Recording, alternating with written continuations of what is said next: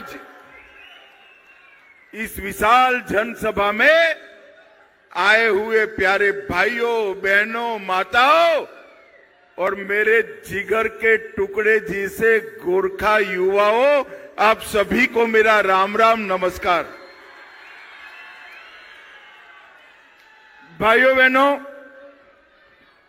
मैं दार्जिलिंग में आना चाहता था मगर दार्जिलिंग में आ नहीं पाया। हेलीकॉप्टर को उड़ने की परमिशन नहीं थी। उस वक्त हवामान ठीक नहीं था। तब मैंने वीडियो कॉन्फ्रेंस पर कहा था मैं 21 तारीख को जरूर आऊंगा और आप सबके मिलकर ही मैं दिल्ली वापस जाऊंगा। और आज मैं आप सबको मिलने के लिए आया हूं। बाकी सारी बातें तो मैं बाद में करूंगा,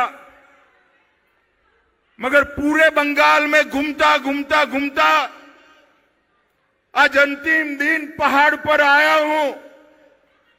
मैं आपको बताना चाहता हूं, इस बार बंगाल में भारतीय जनता पार्टी की सरकार बनने जा रही है। हम पर जुर्म ढाने वाली दीदी को, ममता दीदी को टाटा बाय बाय कहने का टाइम हो गया है भाई। और मैं आज ढेर सारी उत्तर बंग, दार्जिलिंग और सिलीगुड़ी के लिए बात करूंगा, मगर सबसे पहले एक बात करने आया हूं कि बंगाल की सरकार भाजपा की बनते ही 6 माह में हर गोरखा के मुंह पर संतोष वाली हंसी हो, ऐसा समाधान हम निकाल लेंगे। कांग्रेस, टीएमसी, ये सब ने दार्जिलिंग के साथ भी अन्याय किया है और मेरे देशभक्त गोरखा भाइयों के साथ भी अन्याय किया है। मैं 9 साल से यहां आता हूं।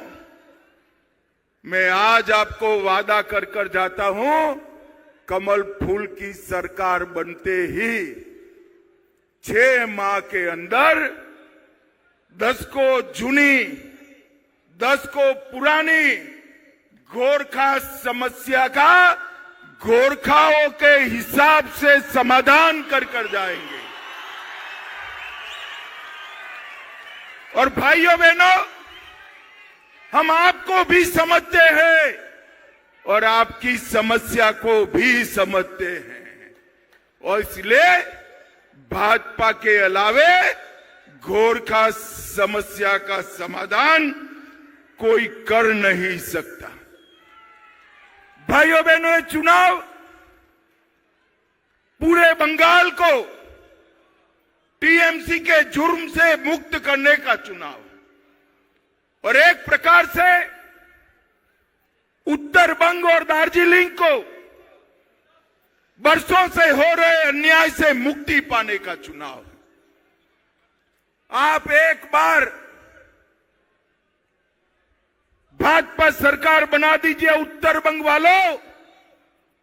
3 चुनाव से दार्जिलिंग तो कमल के फूल पर वोट कर ही रहा है, मगर बाकी के बंगाल से इतना समर्थन नहीं मिलता था।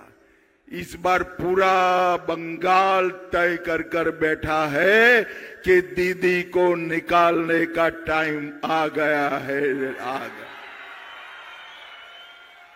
दार्जिलिंग और उत्तर बंग को जो अन्याय हो रहा है, वो अन्याय का सारा समाधान भारतीय जनता पार्टी करेगी। ये चुनाव जो है, ये हमारे 2 एमएलए को, प्रत्याशी को एमएलए बनाने का नहीं है।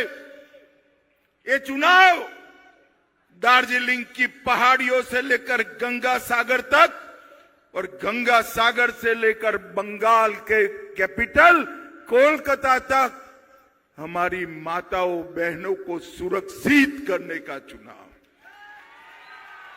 भाइयों बहनों, ममता के राज में ढेर सारी माताओं बहनों पर अत्याचार हुआ। संदेश खाली की घटनाओं ने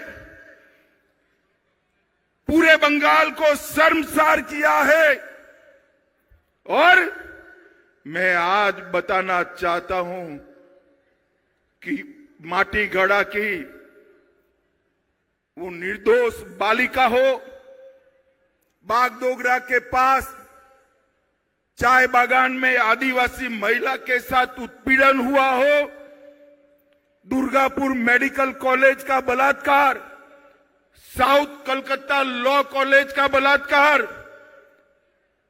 आरजी कार मेडिकल कॉलेज का बलात्कार, हर बलात्कारी को चून चून कर जेल की सलाखों के पीछे डालने का काम भारतीय जनता पार्टी का। भाइयों बहनों, मैं जब यहां आया हूं तब जनजाति विकास के लिए, आदिवासियों के लिए, पहाड़ के लिए और उत्तर बंग के लिए सबके मिलाकर ममता सरकार का बजट है 2000 करोड़, सिर्फ 2000 करोड़। जोर से बोलिए तो कितना है भाई? और जोर से बोलो कितना है? और मुसलमान और मदरसा के लिए ममता सरकार का बजट है 5800 करोड़ रुपया। एक और पूरा पहाड़, सभी गोरखा, सभी ट्राइबल, पूरा उत्तर बंग 2000 करोड़ रुपया और मुसलमानों के लिए 5800 करोड़ रुपया। भाइयों बहनों, ये अन्याय अब लंबा चलने वाला नहीं है। मैं बाद में आपको बताता हूं उत्तर बंग और दार्जिलिंग के लिए हम क्या क्या करने वाला है, मगर गोरखाओं का एक महान इतिहास रहा है। ये ममता दीदी ने गोरखाओं के इतिहास को छिन्न विच्छिन्न करने का प्रयास किया है। पहले सीपीएम, कांग्रेस, ममता, अब समय आ गया है गोरखाओं को अन्याय समाप्त करने का समय अब शुरू हो रहा है। भाई बहन, चाहे हेलेन लेप्चा हो, जंगबीर साबकोट हो या हमारे कॉन्स्टिट्यूएंट असेंबली के सदस्य, दोनों गोरखा महानुभाव अली बहादुर गुरुंग जी और दमबार सिंह जी, ये किसी को इन्होंने न्याय नहीं किया है। भाइयों बहनों, आज मैं आपको कहकर जाता हूं कि सुभाष घिसिंग को अन्याय करने वाले कांग्रेस, कम्युनिस्ट और ममता, तीनों को आज दार्जिलिंग ने हिसाब किताब करना है। भाइयों बहनों, हमारी पहाड़ियों को खून से रंगने का इन्होंने काम किया है, मगर मैं आज कहकर जाता हूं भाजपा सरकार बनते ही इस सभी अन्याय का अंत लाने का काम नरेंद्र मोदी जी के नेतृत्व में हम